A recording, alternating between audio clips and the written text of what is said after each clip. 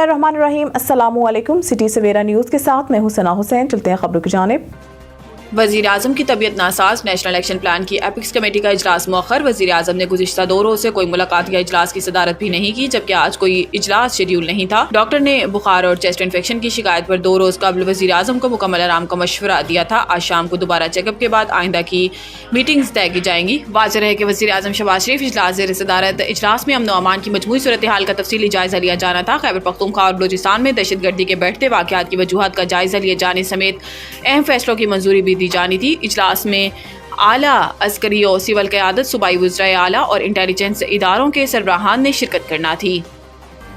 आईनी बेंच 50% से ज़ायद वोट लेने वाले उम्मीदवारों को कामयाब करार देने की दरखास्त जुर्माने के साथ खारिज। जस्टिस अमीनुद्दीन खान की सरबराही में 7 रुकनी आईनी बेंच ने मुख्तलिफ मुकदमात पर समाअत की। Justice Ayesha Malik, justice Jamal Khan Mandokhel, justice Muhammad Ali Mazhar, justice Hasan Azhar Rizvi, justice Naeem Akhtar Afghan और जस्टिस मुसरत हलाली बेंच में शामिल हैं। आईनी बेंच ने बेबुनियाद मुकदमातबाजी पर दरखास्त गुजार को 20,000 जुर्माना कर दिया। दौरान समाअत जस्टिस मोहम्मद मजहर ने रिमार्क्स में कहा कि किस आईनी शिक के तहत उम्मीदवार को इलेक्शन में 50% वोट लाजमी करार दिया जाए। इलेक्शन में डाले वोटों पर कामयाब उम्मीदवार का फैसला होता है और वोटर्स वोट डालने ना जाए, इनका क्या हो सकता है। जस्टिस आयशा मलिक ने रिमार्क्स में कहा कि पहले बताया जाए दरखास्त गुजार का कौन सा बुनियादी हक मुतासिर हुआ है और आइन के किन आर्टिकल्स की खिलाफ वर्जी हो रही है।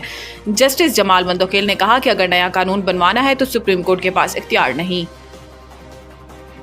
सरबराह इस्लामी नज़रियाती कौंसिल ने VPN को गैर शरई करार देने की वजह बता दी। इस्लामी नज़रियाती कौंसिल की जानिब से चंद रोज कबल VPN के इस्तेमाल को गैर शरई करार दिए जाने के फतवे ने मुल्क में एक नई बहस छेड़ दी है और इस हवाले से अवाम के साथ नामवर उलमा और विफाकी वुज़रा की जानिब से भी इस्लामी नज़रियाती कौंसिल के फतवे को गलत करार दिया जा रहा है। नामवर मुबल्लिग इस्लाम मौलाना तारिक जमील ने अपने बयान में कहा कि ये फतवा बिल्कुल गलत है। अगर VPN का इस्तेमाल हराम है तो फिर मोबाइल फोन का इस्तेमाल भी हराम है। अब इस मामले पर चेयरमैन इस्लामी नज़रियाती कौंसिल अल्लामा राग़िब नईमी का रद्द अमल भी सामने आया है। चेयरमैन इस्लामी नज़रियाती कौंसिल अल्लामा राग़िब नईमी का कहना था कि VPN का इस्तेमाल अक्सर गैर इखलाकी अमूर में हो रहा है। रिपोर्ट्स के मुताबिक रोज 15 मिलियन बार गैर मुहज़्ज़िब साइट्स पर हिट्स हो रही हैं। अल्लामा राग़िब नईमी का कहना था कि VPN को रजिस्टर्ड कर देते हैं और मुस्बत तनकीद करते हैं तो इसके इस्तेमाल पर कोई कबाहत नहीं।